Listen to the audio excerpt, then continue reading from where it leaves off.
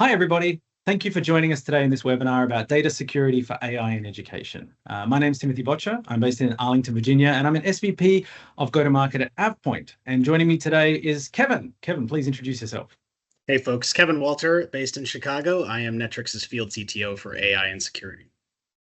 Awesome. Thanks, Kevin. And we're super excited to talk to you today. So today we're going to be talking a lot about AI and trust, but primarily through the lens of Microsoft Copilot, and more specifically, Microsoft Copilot in the campus, in the classroom, in the education space. So we'll be highlighting a bit about the growing adoption of AI in education and some of the implications that this raises about security, privacy, compliance, and of course, trust.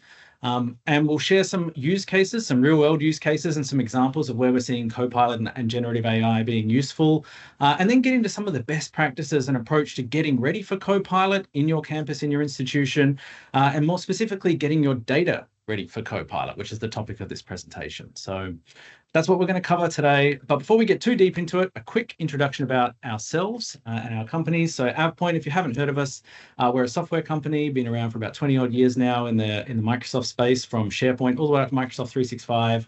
We have a confidence platform. We have a platform of solutions that help you extend your investments in your Microsoft platform. With security, compliance, resilience, and a whole bunch of other tools that help automate governance and security lifecycle. And that's what we do. So Microsoft Partner of the Year winner multiple years, most recently in education.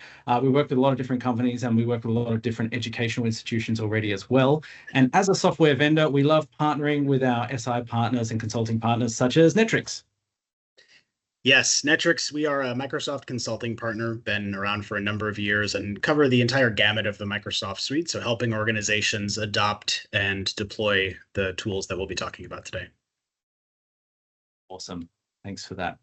So let's talk a little bit about why trust is essential, right? Because one of the things that we've seen, and Kevin, I'm sure you've seen this as well, is that we are seeing some pretty big upticks in the way that we talk about generative AI and AI in education. I remember doing a webinar I think it was barely 2 years ago, and we were talking about AI and how good it is. And I remember in that webinar having to explain to everybody, what is AI, what is machine learning, how is this useful? And then suddenly here we are, like a year or two later, and now it's like the topic on everybody's tongue, right? We've seen that explosive growth with ChatGPT and with things like Microsoft Copilot. And some of the stats up here that we're seeing on the screen is that 95% of educators have tried using AI at least once. But what we're seeing is that leaders who adopt AI have seen a 3.4 times return in investment straight away. So, Kevin, where would you see that? That's in some of the productivity and savings around different areas. What are some of the things you're seeing there? Yeah, I mean, as users become proficient with these tools and start integrating them into their flow of work, we absolutely see return on investment with terms of time savings and productivity, and ultimately supporting your pre-existing objectives. Yeah. And the interesting thing, and we'll get into it a little bit more when we get into the more specific use cases, obviously AI is a broad brush, right? There's a lot of different ways to apply and use AI. Generative AI is a tool, and there's obviously different use cases and different ways you can use it, and things that it's good for, things that it's less good for. But ultimately, there is a use case or a tool for every single role and every single task. And we'll see that as we go along, that there's a lot of opportunity here still for growth in this space. But a very common theme when we're talking about this, when we're talking about AI and using AI, and you'll notice it doesn't matter if it's Microsoft, if it's IBM, if it's Salesforce, or whoever it is, right?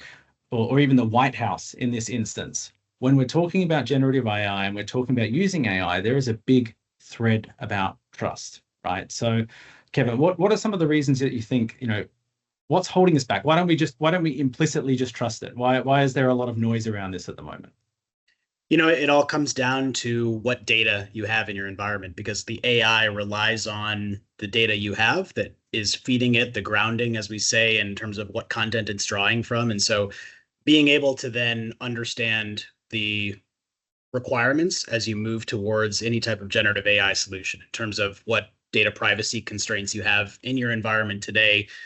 Do you have good governance, good data security guardrails in place? And ultimately, the better data your system has, the more reliable information it will provide back to you in terms of generated content. And that's where we get the trust element from.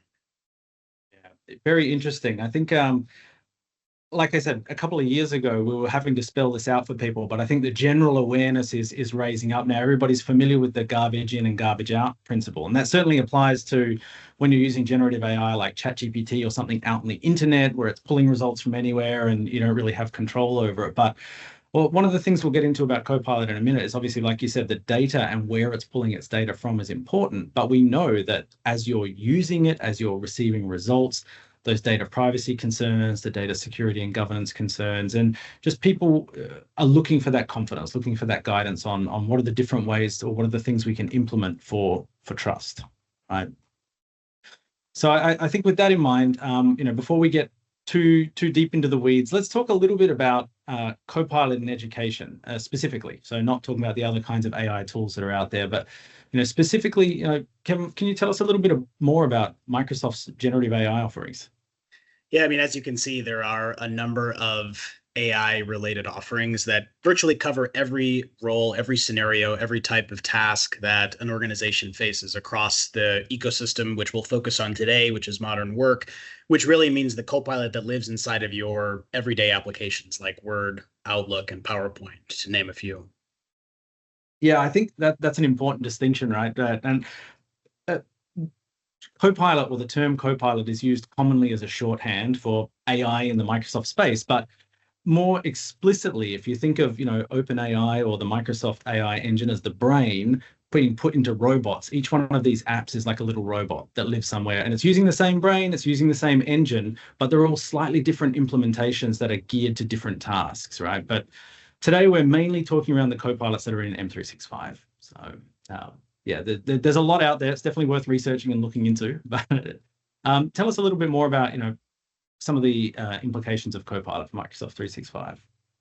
Yeah, Tim, I mean, you mentioned trust, and that's really evident in how Copilot is designed. So the secure by design principle means that not only does it inherit the data that exists in your organization's tenant today, but also all of the security, compliance, and privacy policies. So Copilot respects all of those. It respects permission boundaries. It's designed so that your data never leaves the organization or the Microsoft 365 service boundary, which is an important distinction when you compare it with other consumer grade tools. I think that's pretty important. So what are some examples that you've seen in the education space when it comes to actually using this in a useful way? Yeah, I mean, important distinction too, as we talked earlier about all of the different Copilots. There is a Microsoft Copilot on the web that every organization, every user, every individual has access to today without subscribing to any additional licensing. So you can go to copilot.microsoft.com, and that's where on the left-hand side of the screen, we talk about Microsoft Copilot. This is what's grounded in web data. For example, if you wanted to research curricula, outlining agendas, summarizing websites or articles, or even manipulating text if you want to grab something from a web page and move it into a table, for example. Contrast that with Copilot for Microsoft 365, which has that additional layer of work context. So grounding in the data that lives inside of your Microsoft 365 environment, specifically OneDrive, SharePoint, and Teams, for example. But if you have internal data, for example, summarizing internal reports, Copilot for Microsoft 365, as you add that layer on, has access to that content. So it's very easy, very good in terms of leveling content or creating information based on what exists in your environment today. Interesting. So would you say that's a good case? Like, how can you help reframe that or rephrase that in a reason of why I would gravitate to using Copilot for Microsoft 365 as opposed to going out and copying and pasting stuff in ChatGPT, for example?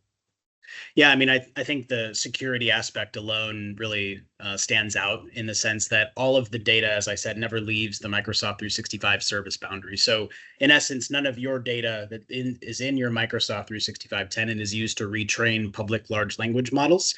That shared service is isolated and separated from the data that you have in your environment. So in essence, you continue to own your data. It never leaves your environment, and the user is always in control of what they're using and interacting with the different Copilot experiences. Got it. And I think just personally, in addition to the security boundaries and being able to leverage your existing information, as you said, I think there's a convenience factor too. I think this is something I've personally found, instead of having to copy and paste stuff out of Word or out of PowerPoint or out of whatever I'm working on to go ask a question and come back, you can do it right from within the app as well. So I think the convenience factor can't be overlooked either, in addition to the security. Yeah, that when we talk about gaining efficiency and productivity savings, you're spot on. When and AI, the use cases for it in general, when we think of all of those different co-pilots and all of the different AI tools in the ecosystem, being able to leverage a tool that's right within your everyday already existing flow of work is important for that. So these are some simple examples. What about a more advanced example of a prompt or something that might be a bit more specific? Yeah, I mean, a couple examples here that are more use case driven. These are areas where the more information, one of the things that we're seeing, the more information that you feed into a prompt in any generative AI context, the better result you're going to get, the more trust is inherent in what you're getting back. So, from that sense, you can see a couple examples of preparing curricula or summarizing information that's found on the web. Um, and that skill, the ability to craft these prompts effectively, is one of the trends that we're seeing as well. The idea that prompt engineering becomes a new skill that information workers, especially students that are entering the workforce, are starting to acquire and become proficient with. Yeah, I love that first example there that sort of frames it with setting your expectations of what you're expecting to get back. Like, hey, you are an AI who's an expert in physics, and this is my question. So I want you to reply to me in a certain way, and that really sets the scene for getting a good answer back. Actually, on that, so I know not everybody is asking physics related questions and other stuff, but here's an example of a real world prompt that anybody can use these days, right? If you have access to Copilot already in your tenant, I'm not sure if you're on the a trial license or if you have access to a demo environment, but this is one that I've been using a lot. That's been super helpful because if you're anything like us and you're working in Teams and you're working in Outlook and you've got stuff in SharePoint and you've got stuff coming in everywhere, sometimes it's very easy to lose track of everybody who's messaging you in a chat or in a team or in an email and all the things that you've got to get on top of. So quite often in the mornings, I'll come in and paste this prompt into my Copilot for Microsoft 365 and actually get a personalized response, right? And it will go through, it's almost like having an intern or assistant ready, not always 100% correct, but good enough to save me a lot of time and summarize, hey, here are some things that you didn't do and here's what we recommend, and here's a suggested reply as well to save me some time in getting back to it. So I think as we go along, we're going to see lots of different examples like this, and I've seen some tools and features out there for saving and sharing prompts, and I think there's some more functionality on the way coming towards that. But for now, we're all just sharing these prompts with each other and sharing these tips with each other as we all learn and grow together. So. All right, so this is some of the good stuff about Copilot in terms of the productivity, the time saving. But let's talk a little bit more deeper about why your data security is essential, right? Because you want to realize these benefits, and you want to realize these benefits safely and securely and with full trust. But how do we define what success looks like? So I really like this report here. It came from there was an IBM report about generating ROI with AI. And it breaks out to go through a very short summary. I really recommend you read it. It's very valuable. But it recommends 6 key capabilities that institutions, schools, organizations need to implement to get a good ROI on AI to be high performing. And what you'll notice here, so it's talking about, set your vision and strategy about what you expect to get out of it. Set up an AI operating model and, identify responsibility and ownership and create your AI engineering ops, have talent, talent and skills, set up your training. What you're seeing obviously is a governance approach, right? This is a mix of people, processes, and technology. There's no silver bullet. Okay, if there was a silver bullet, then we all wouldn't be here today, and this would be a much easier conversation. But every institution, every organization is different, and but this is a great. I really like this because it really lays out very simply what the key principles are. And this is how Microsoft and, of course, Netrix have synthesized this into an actionable approach. And obviously, this is based on some of the Microsoft best practices, some of your own best practices. Do you want to talk us through this a little bit more, Kevin, about how you approach with your clients in helping them get ready for rolling out something like Copilot? Sure. Yeah. The two work streams that act in parallel here. One is organizational value on the top side here, ensuring that you understand what are the processes, what are the use cases I'm trying to leverage AI for. You can continue that through in terms of how we take our targeted training approach through role-based focus groups that allow us to continue to build on that prompt engineering skill and continue to identify new scenarios, extensibility capabilities of Copilot or other generative AI or Microsoft 365 solutions. But then speaking about the technology, on the technical readiness side, we always recommend first, let's do an objective inventory of what type of data you have in your environment today. We've talked about a couple of concepts related to how that trust feeds into the results of the AI. So understanding what governance guardrails that you either have in place today and need to be refined for the new generative AI era, or maybe theirs is starting from scratch and we're deploying things anew. All of those things support each other as you continue to build and mature your data strategy as well. So all the way through to dashboards and usage reports to tracking and integrating with a data warehouse, for example. But as you work on these two work streams in parallel, they ultimately work to build your trust in the AI solution. Yeah, fantastic. What I love about this is it's a good roadmap or framework for approaching it. And this is where you can really take those lofty ambitions from the IBM report and put it into something actionable, right? This is something that Netrix can walk in and actually help hold your hand in doing, right? And guide the different players and the different stakeholders through these activities and get a quantifiable outcome at the end. So coming back to that report for just a second, I want to revisit this and dive a bit deeper. So knowing that we have a very broad area to cover, right? Vision, operating models, strategy, business org value, as Kevin was saying, what we want to spend a little bit of time in this webinar diving into is the data side of things. And I think this is a really great encapsulation of what is needed on the data readiness side. We're all familiar with the term, garbage in, garbage out, that kind of thing. Attacking it is a different beast though, right? And I really like the way it says, hey, your organization or your institution needs to have core capabilities around simplifying, automating, controlling, and critically securing access to your data. And the reason this is important, so AvePoint got together with AIM, which is the Association for Intelligent Information Management, and we did a joint study to get the state of play in terms of data readiness and how people feel about their information management for getting ready for AI. And this is a mix of statistics from that report and different sources. But what we found really interesting here is that a majority of executives or IT executives say that a high level of data quality is essential to AI success, right? They recognize that, hey, our data needs to be good, our data needs to be clean, we need to have good data quality to be successful with what we're getting back from our generative AI like copilots.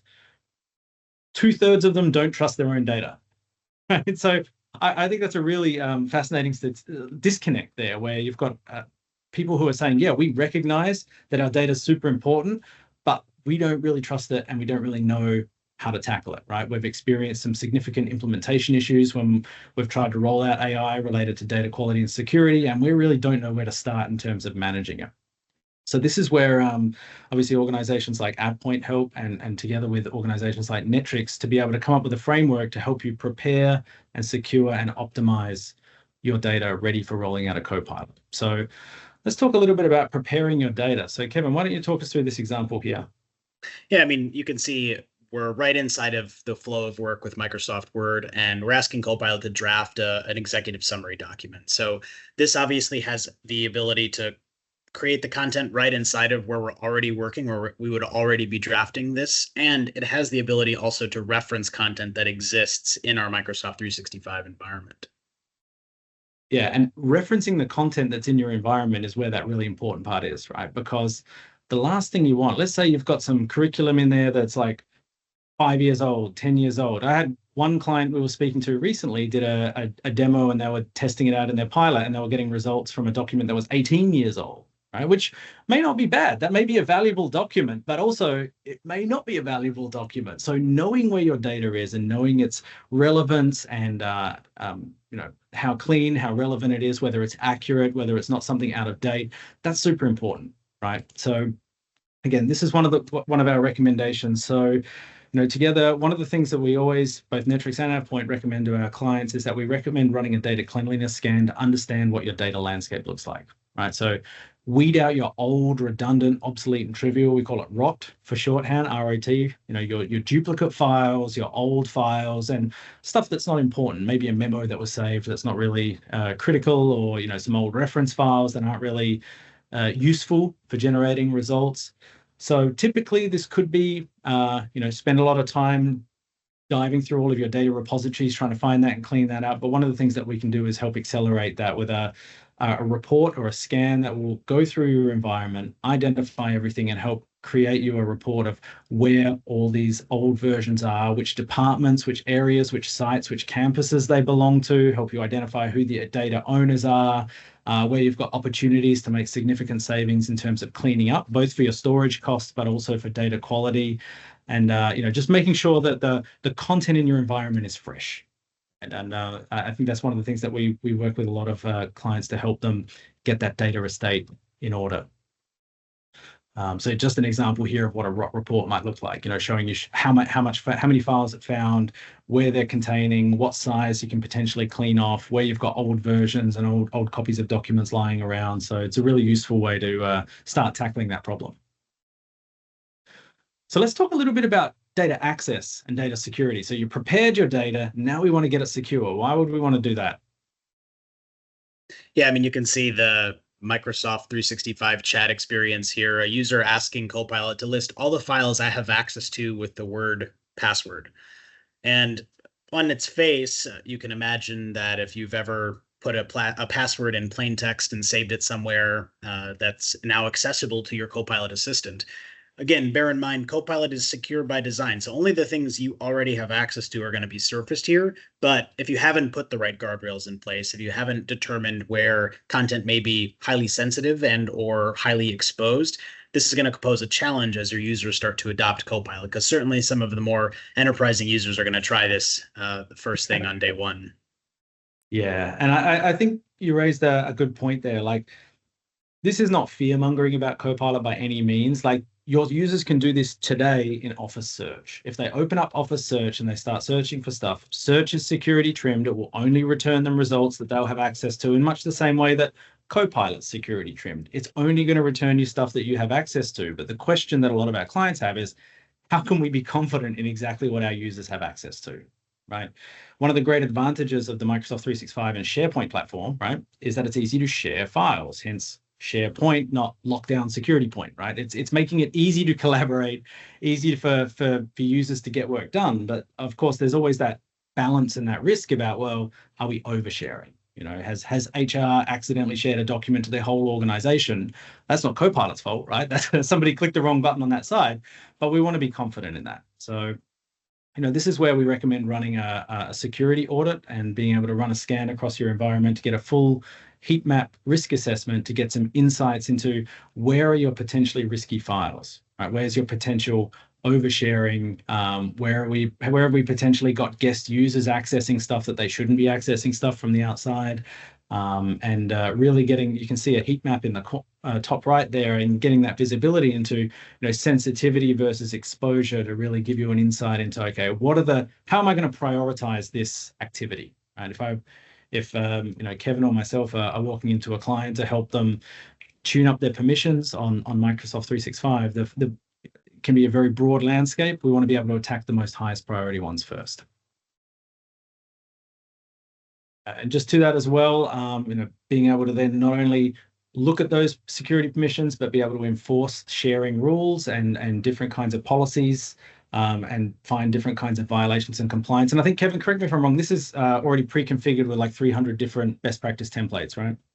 Yeah, I mean, our methodology for performing these assessments involves taking in the data, scanning the environment that's already out there. So you have an objective inventory of what that risk might be. So then you can continue down the path of, as we saw earlier on our journey, automating the governance through different policy creation that supports your Copilot journey going forward. Yeah. And one of the other things I like is there's the option to do a sanity check. So you can actually type in a user's name and see what they have permission and access to. And this is great because if especially for those of us sometimes who are involved in these pilots, you get put on the spot and they say, how can you be sure? Your leadership or a stakeholders come in and say, how can you be sure that Kevin only has access to these documents? Or how can you be sure what they're seeing? This gives you that validation, right? You can pop a name in there or pop a group in, and it will tell you what are the security groups, what are the teams, what are the things that this user has access to, so you can actually look at it and get a good idea of what their Copilot results are going to be. So I really like that. Finally, so we talked about preparing your data, we talked about securing your data. Now we want to talk a little bit about optimizing, right? So it's really great to do a data scrub, do a cleanup, and get everything looking pristine. It's really great to then do a risk assessment and an audit, find all your permissions, and then immediately fix them from that same dashboard. Be able to remove those oversharing links and get rid of the guest users who you don't need anymore. But it'd be good to put something in place to prevent it from getting to this spot in the first place, right? Like a lot of these M365 environments grow very organically. There's often a lot of fluid usage of the system. And one of the things that we want to do is put some guardrails in place, just like you're saying, Kevin, to try and make sure that it makes it easy for people to do the right thing. Yeah, we're essentially ensuring that going forward, after we do that point in time snapshot to understand which guideposts we're at and our direction that we're taking, that we put something in place that's sustainable. Because as you said, the amount of data that users are creating is exploding. Yeah, so just before we wrap up here, a couple of success stories or a couple of examples between the two of us. Obviously, AvePoint and Netrix partner a lot on a bunch of different things. But one of the stories I'd like to share is working with a university in Virginia. We were helping them roll out Microsoft 365 and Teams, and they had a bit of a hesitation because faculty and students were going to be in the same tenant. And there was questions and concerns raised about, hey, how can we be sure about what the sharing is happening? How can we be sure about, the permissions are cordoned off or firewalled off correctly? And how can we really have that confidence that we can have two completely different sets of users cohabitating in the same tenant? And by implementing some of these automation tools, like we were showing before, some of these governance guardrails and policy guardrails and some of these reporting insights, we're able to help them achieve that. And I think you had a very similar story as well. Yeah, I mean, same situation, faculty and students in the same environment. And in this K-12 academy, they offered their courses, recorded courses in video form. And the requirement they had was to make those publicly available. Anonymous users on the internet can go and review those videos. Now, that required that the parent-tenant settings be open, but that obviously creates some pause for concern on everything else other than those videos. So what we were able to do with that organization was put some logical workspaces or security containers in place so that all of those course videos were publicly available, but we had automated governance around everything else in the environment. So in essence, users couldn't overshare beyond the things that were already allowed. Yeah, so to use a layman's term, yeah, you had like a shop front with a house at the back, and you have to keep the front door open for the visitors to come in, but you needed that extra layer of security in between the two to keep them from getting into the back. Yeah, fantastic. Exactly. All right, so that brings us to wrapping things up. We've covered a lot of ground in terms of what the trends and the opportunities are in terms of the use of AI in education, some examples of where Copilot's really fantastic, but also some considerations about what would make Copilot and generative AI successful in your campus or institution. And a big part of that is that getting AI ready, right? So, Kevin, do you want to just recap that briefly? Yeah, I mean, ensuring that because we know AI is only as good as the data that feeds it. And the other axiom we're seeing is that data is messy, complex, and risky. It's grown organically over the years without the same amount of governance or attention that it needs. So being able to then move to a position where we're using good data, we are compliant with our industry regulations, and ultimately we trust the information that the AI tools are producing for us. Yeah, I think that's pretty critical. So I think the key crux of today's very short webinar, we covered a lot of stuff, but your AI success relies on your data strategy, right? And having good data provides the fuel for successful insights and recommendations, and more importantly, trustworthy AI. And this is heavily tied in with the knowledge management strategy, as you're saying. Yeah, and ultimately, from when it comes, I think back to that IBM report and how we need some type of technology, the guardrails that we've talked about, to ensuring that only the most relevant content is surfaced, and ultimately that you protect your organization and your data estate going forward. Fantastic. I mean, yeah, remember the Copilots are meant to be there to save time, right? And be helpful. And if it's not helpful, if it's not saving time, if it's not adding value and people don't trust it, then it's not really adding to that experience, right? So, this is not just about security fundamentals and security principles, but it comes all the way through to the end user's impact and their usability and their experience as well. So in terms of how we help, Kevin, I think, obviously we jointly like to get together and help our clients. Do you want to talk a little bit more about the offer that you've got at the moment? Yeah, I mean, if all of what we've been talking about today is something that resonates, it's something you're looking at the moment, or you're getting a lot of pressure to really accelerate your generative AI journey, we've got a bite-sized turnkey assessment that would help you along that path. So our goal is to give you that objective inventory of where your data is. I really like I think of this as an equation. When I think of risk, I'm looking for sensitivity and exposure in my data. And that risk matrix you can see an example of here helps articulate that and tell a really good story for organizations that are starting down this generative AI path. So it's not exclusive to Copilot, but very aligned with Copilot's capabilities, given that our focus here is inside of your Microsoft 365 environment. Yeah, and I really love that because this is both a blend of consulting and automation, really accelerates that time to value and provides those deep insights, like you said, like the heat map and the risk index to give quantifiable results, right? And things that you can immediately action.